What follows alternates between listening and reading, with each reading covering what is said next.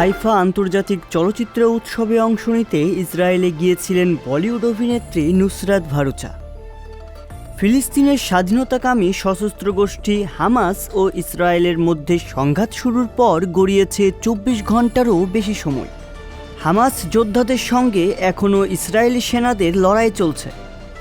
এই ঘটনার পর থেকেই অভিনেত্রীকে নিয়ে দুশ্চিন্তায় ছিলেন তার টিম, পরিবার ও ভক্তরা।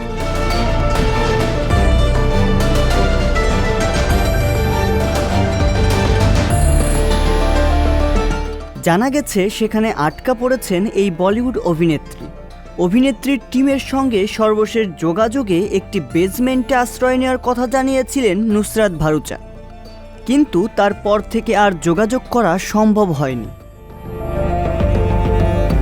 নুসরাত ভারুচার টিমের এক সদস্য জানিয়েছেন, নুসরাত দুর্ভাগ্যবশত ইসরায়েলে আটকা পড়েছেন। হাইফা আন্তর্জাতিক চলচ্চিত্র উৎসবে যোগ দিতে তিনি সেখানে গিয়েছিলেন। শেষবার আজ শনিবার দুপুর 12:30টার দিকে যখন তিনি নুসরাত ভারুচার সঙ্গে যোগাযোগ করতে পেরেছিলেন, তখন অভিনেত্রী একটি বেজমেন্টে নিরাপদে ছিলেন। নিরাপত্তার জন্য এর চেয়ে বেশি বিস্তারিত কোনো তথ্য প্রকাশ করেননি তিনি। তাকে নিরাপদে ভারতে ফিরিয়ে আনার চেষ্টা চলছে এবং আশা করা হচ্ছে তিনি সুস্থ ও অক্ষত অবস্থায় ফিরে আসবেন।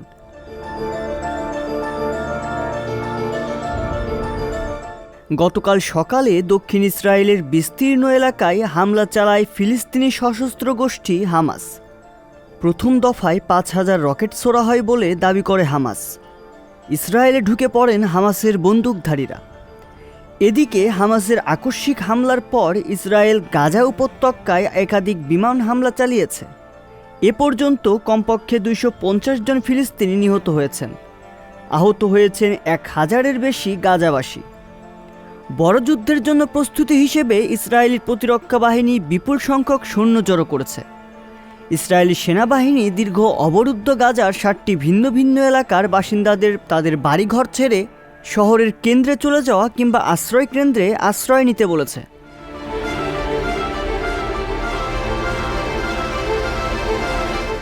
এদিকে যুক্তরাজ্যে ইসরায়েলি দূতাবাস জানিয়েছে, ইসরায়েলে জ্যাক মার্লো নামের একজন ব্রিটিশ নাগরিক নিখোঁজ হয়েছেন। হামাস সদস্যদের হামলার সময় তিনি গাজা সীমান্তের কাছে একটি নাচের উৎসবে নিরাপত্তায় নিয়োজিত ছিলেন।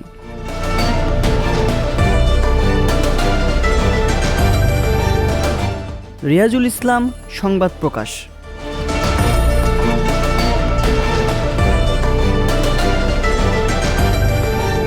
সংবাদ, ফিচার ও অনুষ্ঠানের জন্য ভিজিট করুন সংবাদ প্রকাশের ওয়েবসাইট এবং যুক্ত থাকুন ফেসবুক পেজ ও ইউটিউব চ্যানেলের সঙ্গে।